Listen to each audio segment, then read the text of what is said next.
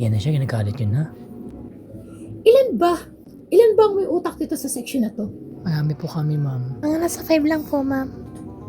Yung lesson na yun, hindi niyo agad maulaan? Wala, ginagalit niya na si ma'am. Lagot. Guys, may 14 years. May 14 years. This is the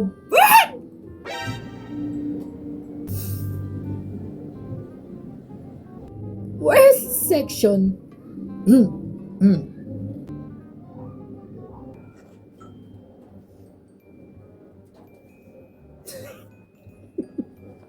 Sandali, na-distract ako kay ma'am. Guys, respeto naman kay ma'am. Guys, nagkakalit si ma'am. Tahimik naman na kayo. I'm sorry, class, ha? Na-disappoint talaga ako sa inyo. Babaksak tayo niya ni ma'am. Tumigil kasi kayo. Natuwa ko sa piyok ni ma'am. Oh, ganyan din.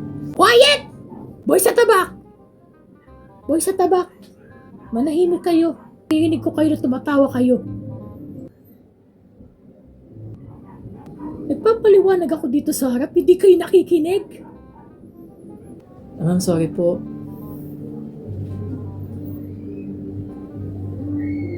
Respeto naman kasi kay ma'am. Hindi kayo nakikinig, class. Apaka-basic, hindi niyo maano.